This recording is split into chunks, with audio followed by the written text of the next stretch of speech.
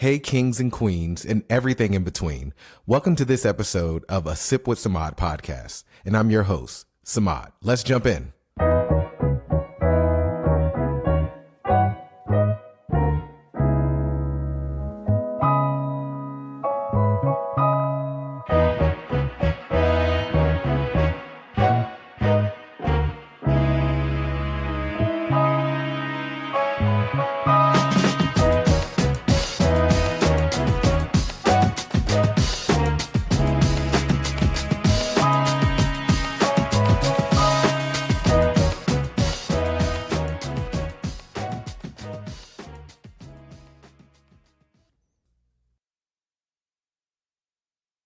I don't know what song to sing.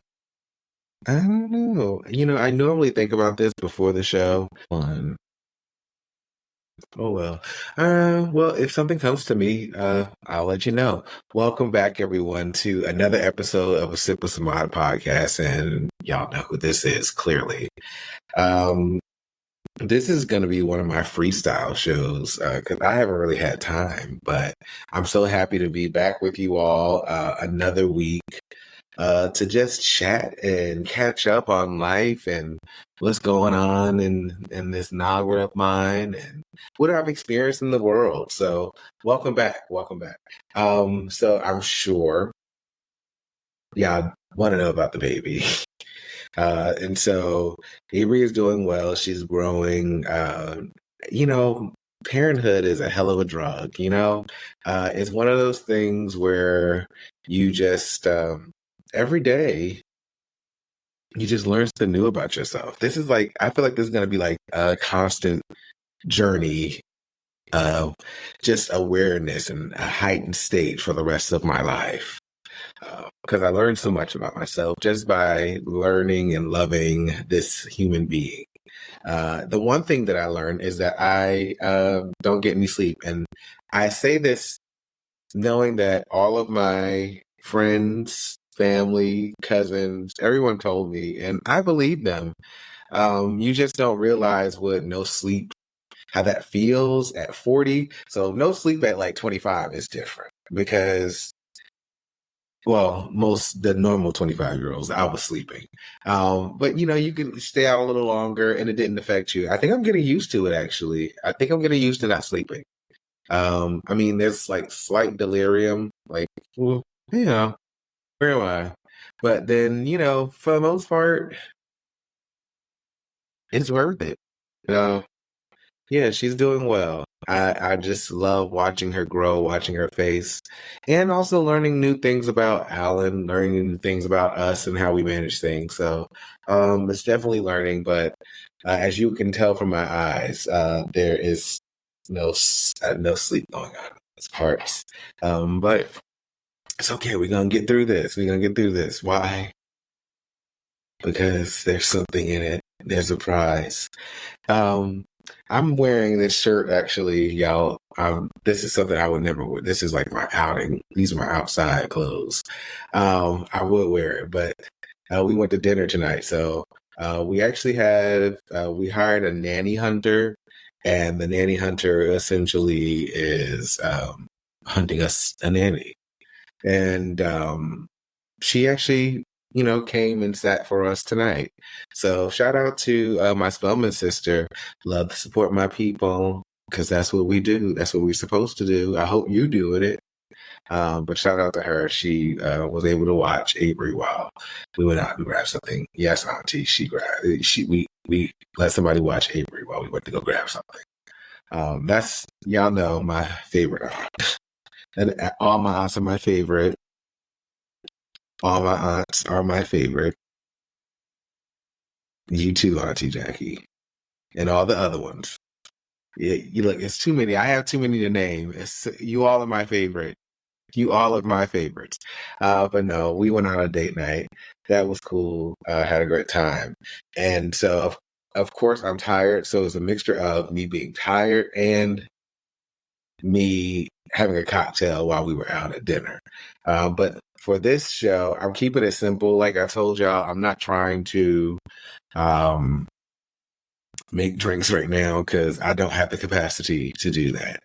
But I just went and pulled out some of my old faithful Costa Amigos añejo, the black label for those who go by the label color. Sipping it with some ice and a little lime. So cheers to you. Welcome back. That was good. You know, it's just so consistent. I I love me some Casamigos. It's so consistent. So let's see what's taken place since the last time we spoke. Well, I guess I told you all after I guess what is this 6 or 7 weeks now, um, we just some support would be great. We don't live close by to a lot of family, so I mean, it don't make me know nothing. I don't feel bad for looking for help. So you go ahead and take that up with your mom, or don't take that up with me. If you can do it, you should. Because one thing that I'm learning is that we have, and I say we, I mean my Black people, we have all these sort of traditions and these customs, but I think some of it is trauma, right? Some of it is because I struggled. I think that you have to struggle in order to really fully understand X. And so, I mean, I think we do that often, and I think about it in reference to, I had some friends who said that, yeah, you're not really going to experience parenthood if you have a nanny, because you need to know what it's like. You're not going to really be a good parent if you don't experience that. I'm like, you shitting me. I'm going to be an excellent parent, and I'm also going to indulge help. And so I always think, is that poor people, the downtrodden, disenfranchised trauma, you just pass it down from one person to the other person, and it's you have to experience being worn out in order to really enjoy something. Who said that? Who said that? No, but it's interesting. Okay. Anyhow, where else was I going with this? Ugh, this sleep deprivation, it gets you every time. There was something I saw on the internet, on the social medias, and I think that I wanted to bring it forward to you all. I think I'm going to start doing lives. Y'all are really experiencing my adult ADHD today, because I have, like I said, no notes. This is just me going at it, having a good time.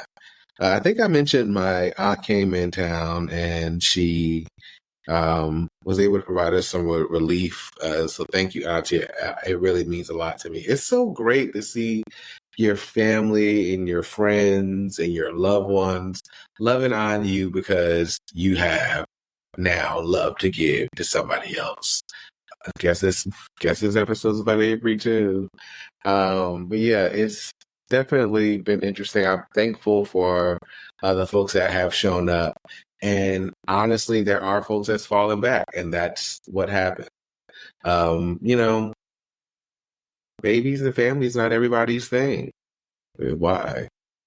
Why is that? I don't know. Malcolm was asking me, he was like, so has anybody, um, like, shown jealousy or seemed jealous of you now that you have a child? And well, first off, I don't ever know. I was raised, cheers to my mother. I was raised to not really pay attention to people being jealous of you. It was I can strongly remember my mother always telling me not to pay attention to jealous people. So there might be people that are jealous now, and I don't really. It's nothing to be jealous of, because I want us all to win. I think there's nothing to be jealous of. If I win, we all win. If you win, I hope we all win. But yeah, no, I haven't. I probably have. I just don't pay attention. I've become blind to stuff like that. So, but if you are, let's talk, because you don't have to be. Because yeah, I can tell you what I did, and maybe it'll help you. So that's the cancer in me. That's the cancer in me. I want us all to win, but come correct. Don't play. But no, yeah, it's just that was an interesting thing, interesting conversation, and I would actually love to talk with Malcolm about that a little bit more to just understand what he's experienced. You know, he's been a dad for some time now, and that's a new, I guess, territory or terrain I would have to think about. I do hear some dads that talking, they're like, you know, you got to be careful, which I think you should be careful. You should be mindful about who you bring around your children and stuff like that. But yeah, and that just, I guess I never had to think about it. Oh, well. Wow, this might be a short one. Well, I said I wanted to start getting some more lives. So mark my words, we're going to have a live episode, and I want you to invite your friends. I want you to invite your mama, your grandma, your auntie, your coworker, the coworker that, you know, think that you cool with, but they think you're cool with them, but you're not really cool with them. You just tolerate them. That coworker too. But then also the coworkers that she loved really, really well. Bring them all. Bring them all. Whenever I can figure it out. I think I'm going live right now, actually, on YouTube. So let me see. Do y'all like these live like formats? I'm really this. I told y'all because of the budget cuts and the new baby, we are scaling back on editing, and y'all getting the real deal. So one of the stories I wanted to talk to y'all about was I saw on the internet some time ago, some lady named Marlene. She posted Simone Biles' biological mother, Shannon, lives in Ohio in a drug-infested neighborhood. She has been living in the same rundown row house for years. Her millionaire daughter, Simone Biles, the Olympic gold medal winner, does not talk to her. Shannon abandoned her kids when she was on drugs. Her father stepped in and raised Simone and her younger sister. Shannon said she watched her daughter winning at the Olympics. She says she wished she had been invited to her daughter's wedding. Simone Biles' mother says she worked at a grocery store as a cashier. Hopefully Simone can find it in her heart to forgive the mother. So, first of all, let me just say, first of all, Marlene got a lot of time, and she is definitely in these people's business because you know a lot, Marlene. So clearly, you've interviewed Shannon, Simone's mother, and must have asked her all these questions, but felt it very, very important to share this all with us. So you have a lot of time, Marlene. But first of all, who said that Simone didn't forgive her? Like, it's interesting. There's an expectation that forgiveness is supposed to look a certain way for Marlene. I guess, I don't know if Simone's mother, but clearly Marlene is giving this like, oh, well, in order to forgive, Simone has to share her riches with her. Ain't nobody say that. And you don't know what forgiveness looks like. You don't know. Maybe did Shannon say she wanted? Let me look. Now she said that she watched her daughter. No, nowhere in here does Shannon say that she was even expecting anything from Simone. So, Marlene, stop trying to put your views on the world. But it did make me say, like, do we have a set idea on what forgiveness looks like? Like, what is forgiveness? I mean, I guess for myself, forgiveness is you did something wrong, and I'm letting it go, or I let it go. We can still continue on in our relationship, but I'm still gonna remember it. So that's forgiveness for me. Like, Samad, I do wonder, like, have we ever all sat down and talked about what forgiveness is for everyone else? Like, how do I understand what the forgiveness is of the next person? Now, somebody could say what I just said is not how they define forgiveness. And so we're all operating and walking around under these different understanding of forgiveness. And so My sleep deprivation is really getting me. Like, is forgiveness really a thing? Like, or are you just forgiving? Yeah. Are we just agreeing to forget about it and move on? Is that forgiveness? But I'm not going to forget it. I'm not going to forget it now. So, yeah. I mean, I've forgiven people. I think for me, like, I've forgiven many people in life, and I think we all have. Um, I think forgiveness is allowing the person who has been harmed or impacted to go through a process where they can still move on. It's not that I said what you did was right.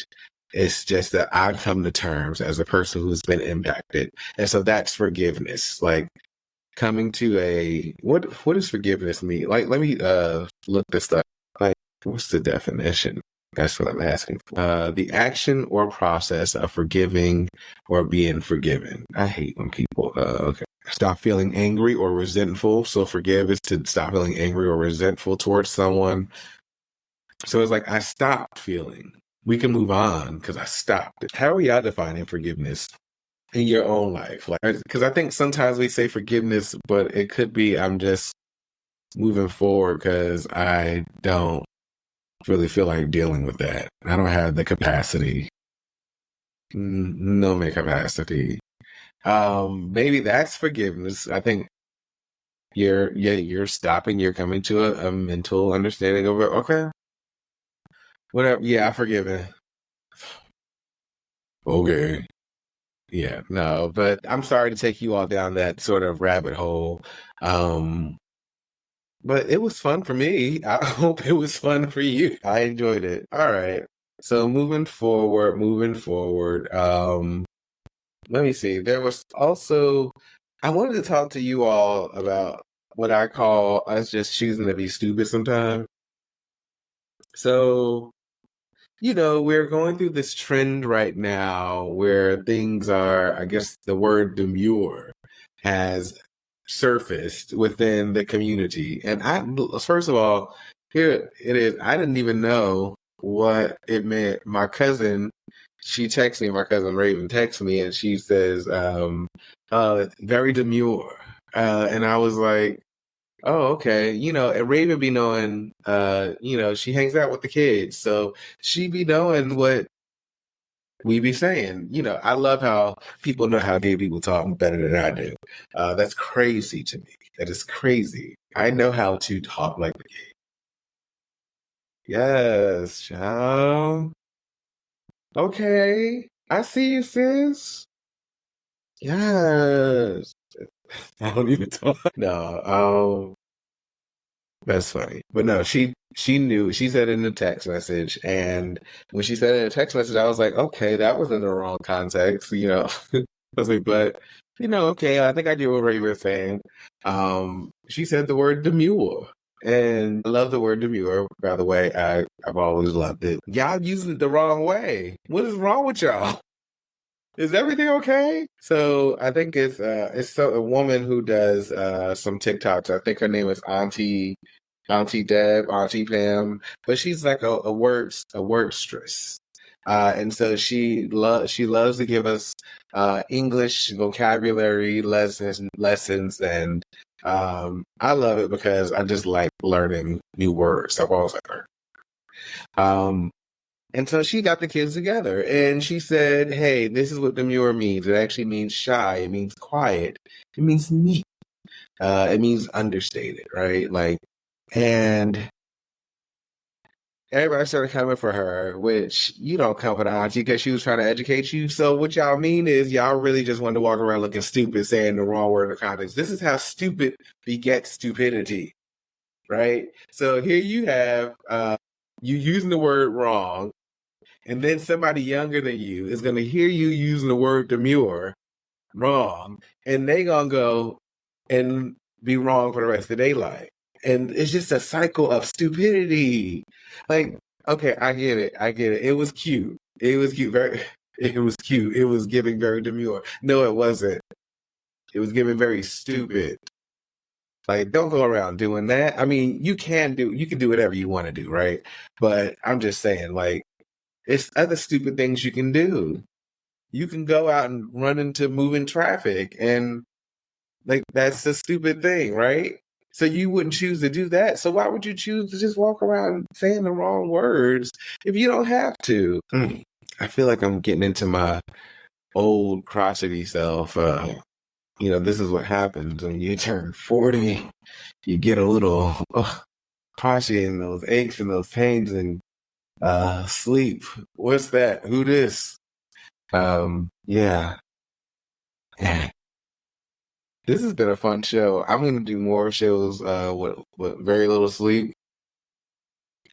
Y'all on the other side, y'all really get to see the flowers, the garden in my head, because there is no structure. I don't like my brain is just like, oh, no, let him go, let him go. So let me see. Yeah, back to Marlene. I get it. I can forgive you. That don't mean you need to be here or you need to be around, right? Like, I forgave you. Who said, yeah. Who said she didn't forgive her? Because there are many people I forgiven by just exiting out of their life. There was one we were so. Let me see.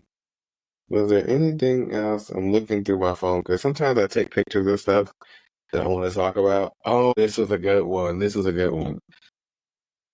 So there was on reality TV gossip on their Facebook page, and says a woman wore shorts to an interview and is surprised that the recruiter told her she could either go home, change into something more appropriate, and come back, or reschedule the interview for the next day.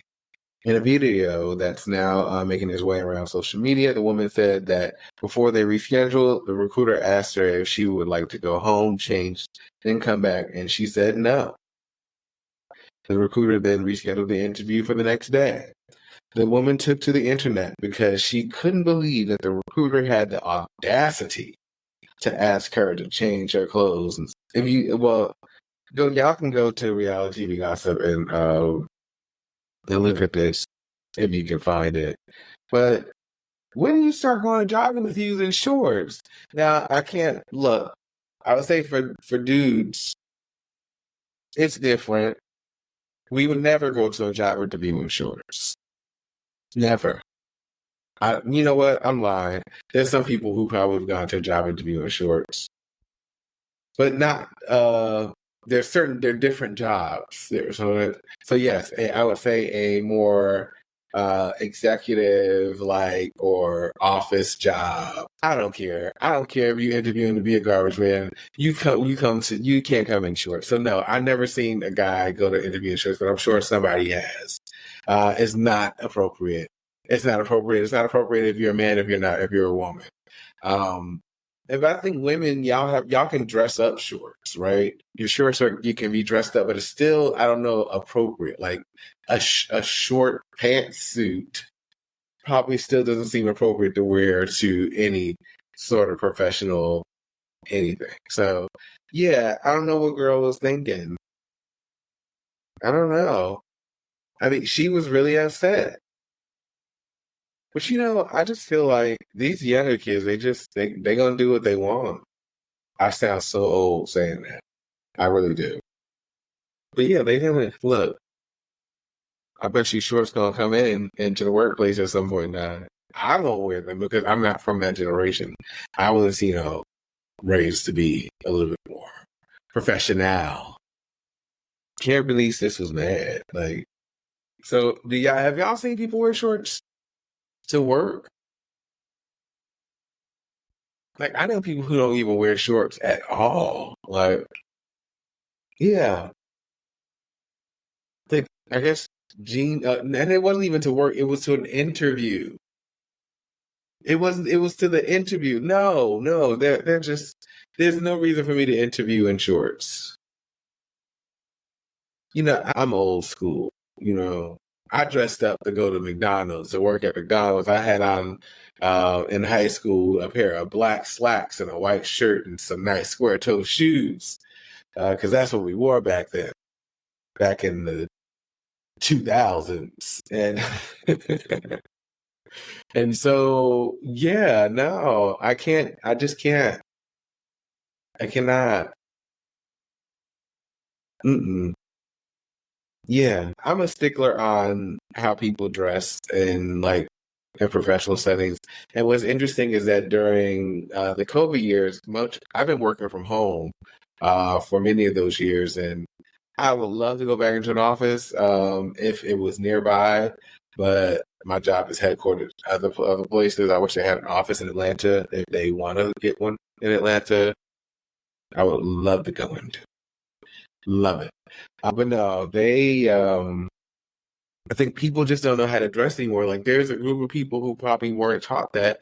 And I'm going to say that's because they didn't have the opportunity to learn it in high school during 2000s and the 1990, well, no, not 2000, 2020, up until now, I guess the last 4 years.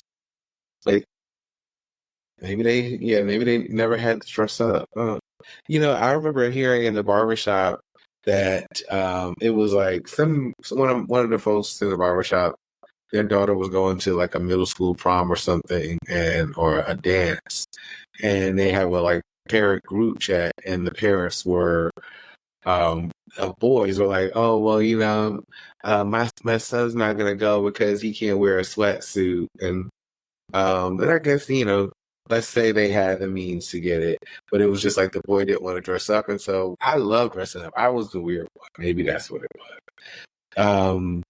Because I can remember when I was like in middle school, and I would dress up, and they'd be like, "Oh, you going to church? You going to church? Oh, okay." Like, whenever you dressed up, it was like you were going to church or something. No, I just love dressing up. I love at the time, I wasn't really putting on too many colors, and I was black and white. I would dress it up, but my family would always dress me up when I was younger. And so I guess I just love putting on a nice little professional wear, a little cardigan, some khakis. Um, but yeah, and even in college, I used to dress like they used to say I always dress like a college student or a professor. I love dressing like a professor. Who doesn't love dressing like a professor? I do. I hope you do. It's so nice. But now since I've been working from home, I'm just like a goddamn gym teacher. I'm like, I got sweats and sneakers. Oh my God. I love dressing like a gym teacher. It's like the Black Father uniform. It's oh my gosh. I need to get me some more sweats. Actually, now that Avery's here, because and it's about to get cool too. Oh my gosh, I'm about to get me some sweats. I'm gonna get me some sweats. Ooh. But no. Back to what I was talking about. Yeah. Oh, for those who follow me on social media, I hope that you enjoyed Avery's first photo shoot. That was her internet debut. And I did not want to be like, I got some family and friends that, their child is a star. Like, so they would have posted the photo shoot pictures and said, oh, look at such and such first photo shoot, and then put like a baby face emoji over it. And you like, well, then why the hell did you post this picture? Then you just wanted me to see your baby's arm? So I didn't want to be that person. So, yeah, I just thought she's so beautiful that everybody should see her. So, I figured I'd go ahead and post her because she is fine. And I love looking at her. So yeah, I actually love looking at her too. She is really that adorable. I'm dead ass serious. Oh my gosh. I'm not even going there. All right, y'all. So enough of me rambling. But this has been a fun episode. Partly because I've never, ever, ever been this sleep deprived before. I was on night shift last night, so that means that I probably got like 2 hours of sleep. And then the day went by, and I can't sleep during the day because I don't like really taking naps. So I was like, well, let me record this episode. It's in all late, and I did, and I enjoyed it. I'm learning that this is nothing more than a journal and me letting you all into my head. Now I can see why folks like listening in. Because it's really, really hectic up there. No, thank you all once again for joining. If you have any I'm looking for people to kind of help continue to advance the show. So if you know some college students that are in need of some college credits, because I ain't really got no money, to help just market and help the show, have them hit me up at I.am.samad on Instagram. And also they can hit me up on Facebook. I don't think the young kids use that. But also at a Sit with Samad on Instagram or Samad at swkba.com. Because I would love to continue to figure out how to build and enhance the show. It's starting to feel like it's, sticking. And I also feel like I'm opening up. I feel like a lotus form, a little flower lotus form. Opening up to you all, and you all are opening up to me. So I've enjoyed tonight. I hope you enjoyed it, even though we were all over the place. It was good for me to just have this space with you. So until next time, all right, y'all.